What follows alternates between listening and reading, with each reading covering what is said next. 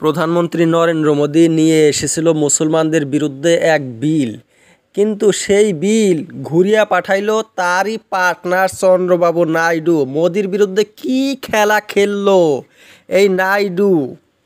আরশাদ মাদানি জমিয়তুল উলামা হিন্দের president মুসলমানদেরকে নিয়ে করেছিল একটা কনফারেন্স দিল্লিতে মোদির বিরুদ্ধে এই বিল নিয়ে, কিন্তু সেখানে চন্দ্রবাবু নাইডু তার দলের টিডিপির ভাইস প্রেসিডেন্ট নবাব জানকে পাঠিয়ে দিল সেই মিটিংয়ে। কত বড় কথা, মোদির বিরুদ্ধে মুসলমানরা করছে মিটিং আর সেই মিটিংয়ে পাঠাইলো নাইডু তার ভাইস প্রেসিডেন্ট।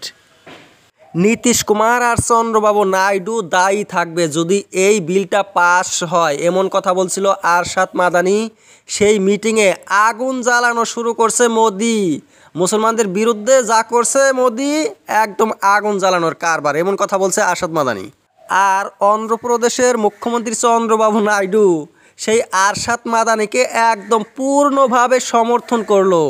মাদানির সঙ্গে সেই নবাব জান টিডিপির ভাইস প্রেসিডেন্ট বলল যে আমাদের মুখ্যমন্ত্রী হয়েছে সেকুলার মাইন্ডেড, উনি আগে থেকেই সেকুলার ছিল, উনি সেকুলারই থাকবে, মুসলমানদের বিরুদ্ধে কোনো বিল উনি পাস হতে দিবে না। নাইডু বলেছে যে হিন্দু মুসলমান এক শরীরের দুইটা চোখ। নাইডু বলছে যে আমার এক চোখ যদি কানা করে দেওয়া হয় আমার অনেক সমস্যা হবে, তেমনি আরেক চোখ কানা করলেও সমস্যা হবে। নবাবজান বলছে মিটিংয়ের মধ্যে আমাদের সবাইকে একত্রিত হয়ে এমন বিলের বিরুদ্ধে প্রধানমন্ত্রী নরেন্দ্র মোদীর বিরুদ্ধে কাজ করতে হবে। আর মোদি কিন্তু পাস করতে পারলো না নাইডুর এমন বিরোধিতার জন্য। এই বিল পার্লামেন্টে পাস না করে জেপিসিতে পাঠিয়ে দিল মোদি সরকার। মোদির ভয় রয়েছে যদি নাইডুর কথা না শুনি আমি, নাইডু তো আমাকে ছেড়ে দেবে, তখন কি আমার এই প্রধানমন্ত্রীর পদটা থাকবে? আমি নীতিশ কুমার আর চন্দ্রবাবু নাইডুর সাহায্য হয়েছে প্রধানমন্ত্রী, কাজেই আমার এই পদটা রাখতে হলে তাদেরকে খুশি করতে হবে, তারা যা বলবে তাই করতে হবে। আগে মোদি কী করেছিল? মুসলমানদের বিরুদ্ধে যা ইচ্ছা তাই করেছে। 10 বছরে মুসলমানদের বিরুদ্ধে কত কিছু পাশ করেছে, কত আইন বানিয়েছে, হিজাব ব্যান করেছে, ইউসিসির কথা বলে, কাশ্মীরের 370 ধারা উঠিয়ে দিয়েছে, কোরআনের বিরুদ্ধে আইন বানিয়েছিল, মুসলমানদের কোরআনের বিরুদ্ধে কাজ করেছে মোদি। তালাক দেওয়া কোরআনে হালাল করে দিয়েছে, কিন্তু মোদি সেটা নিষিদ্ধ করে দিয়েছে। মোদির কোনো জায়গায় সরকারে কি করেছে, নামাজ পড়া পর্যন্ত বন্ধ করে দিয়েছে। কিন্তু এখন সেই ক্ষমতাটা আর মোদির নাই, মোদির চেহারাটাও আগের চেয়ে অনেক খারাপ হয়ে গেছে।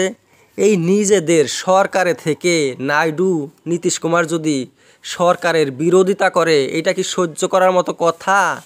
বন্ধু না শত্রু হয়ে আসলো মোদির। নীতিশ কুমারকে তো মানুষ বলে পল্টুরাম, পাল্টি মারে, কোনখানে দিকে পাল্টি মেরে কোথায় যাবে ওনার ঠিক নাই। মোদির সাথে আছে আবার ছেড়ে কংগ্রেসের সাথে আসতে পারে, উনি আসা যাওয়া ওইভাবে করেই। আর তারপরে নাইডু যদি এমন বিরোধিতা করে আবার নতুন করে যে আপনা দল মোদির তৃতীয় সহযোগী, সেও কিন্তু কি করছে, মোদির বিরোধিতা করছে। যোগী আদিত্যনাথ উত্তরপ্রদেশের যে মুখ্যমন্ত্রী, ওনার বিরুদ্ধে কমপ্লেন করছে যে agency STF information broadcasting ডিপার্টমেন্টগুলো Yogi Adityanath সেই আপনা দলের মন্ত্রী আশিস প্যাটেলের বিরুদ্ধে লাগিয়ে দিয়েছে।